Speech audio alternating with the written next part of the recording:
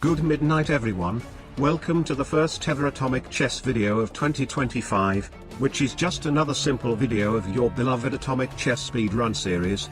And without any further ado, let's get into today's content. My first opponent is a relatively experienced guy that has at least played a few games.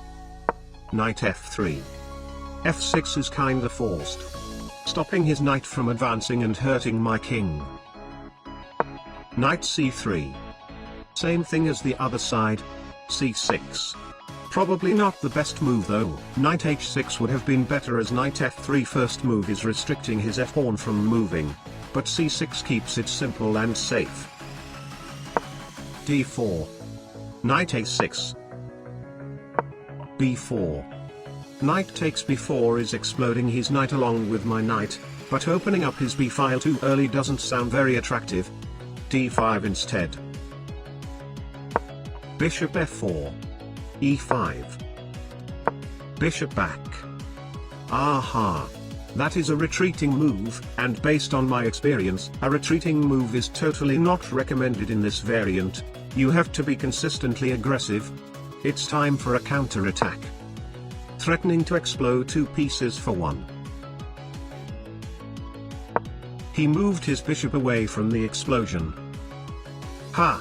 That can also be considered as a retreating move. I'll win this free pawn. Opening up the square for knight b4. c3. Knight b4 regardless. Kaboom! That blunders a king. Queen to a5. Basically a checkmate. Resignation. That was a great game. I had to keep defending until he messed up. Second game, let's go. We get a relatively experienced opponent from China. f3. Every time I see my opponents play a new opening in this variant, I get super intimidated. They usually have some very sneaky tricks up in their pants. We'll approach this game carefully. d4. Now d5 is very dangerous, but I don't want to play d5 myself as I want to keep it safe until I understand what this guy is doing. Knight c6 instead. Knight c6 basically pins down his d-pawn because if he pushes d5 I can go knight d4 which threatens multiple things.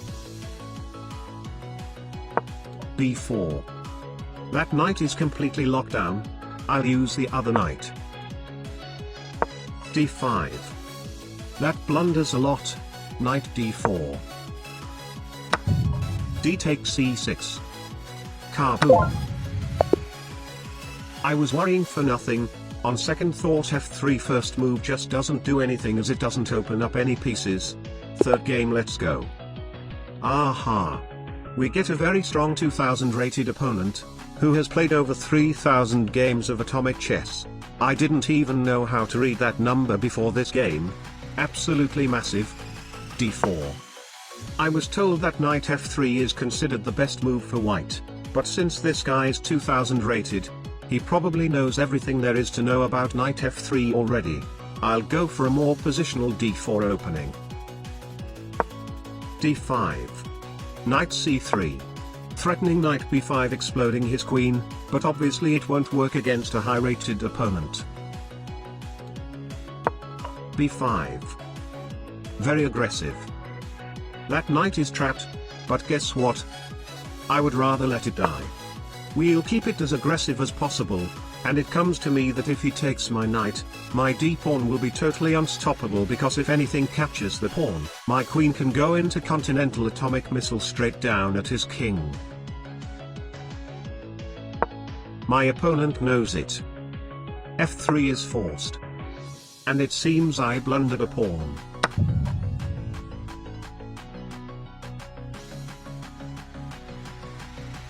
Okay, it's fine. g3.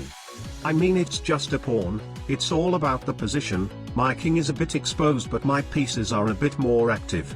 This game is going to be all over the place. g5. He's arguing that my bishop h3 will get g4 straight into my face. e4 first. e5. Aha! That blunders a king to queen g4, an unstoppable attack at his king. But for context, I was playing very late at night, and sadly my hands were once again faster than my brain. Bishop h3 instead. And he defended the g4 threat. Okay, I know that pawn will not take my bishop as it reopens up my queen. Knight f3. Moving the knight out for the rook to come in, and maybe he'll think that my own knight is already blocking my queen and decide to take my bishop. Didn't happen. Castle. Threatening rook takes f7, exploding the king. He moves the explosion site. But that pawn is pinned. Bishop g5. h5. Aha! He is obviously preparing to capture my bishop, and then his h-pawn will do the job of preventing my queen from coming closer. I need to act fast. Bishop takes f6. Honestly, I don't even know how he can survive this one. Knight f6. Kaboom! Double attack with the queen and rook. Bishop c5 check. Queen takes d8. Kaboom! That is a gigantic win. After this game I got a few more free wins from beginners. Final game of the day. We get an 1800 from Argentina, same thing as the 2k1, d4. e5. Okay, I'm kinda worried that if I take he can go d5 and then his d-pawn is totally unstoppable. e4 instead. d5. Very confusing. Unlike normal chess, there is no need to capture anything here because any capture is just a trade. No one can win any pawns here. We'll focus on developing. And in this position, something unexpected happened. He spent 2 minutes on his clock. That blunders a king to bishop c4, bishop e6, queen h5, g6, d takes c5, queen d5, queen e5, sacrificing a queen for a very not human checkmate in 4. And of course I didn't see that. Knight g5 instead. Threatening knight takes f7, exploding the king, a much more human-like gameplay from a human chess player. He removes the explosion. Now knight f7 is possible, and even though I'm sure queen h4 doesn't pose any dangerous threat, let us not be careless. Bishop c4 first. Bishop e6. My knight can explode his bishop, but I genuinely want to keep more pieces attacking.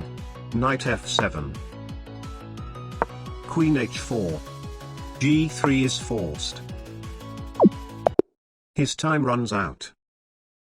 Atomic Chess Speed Run today. 100% win rate.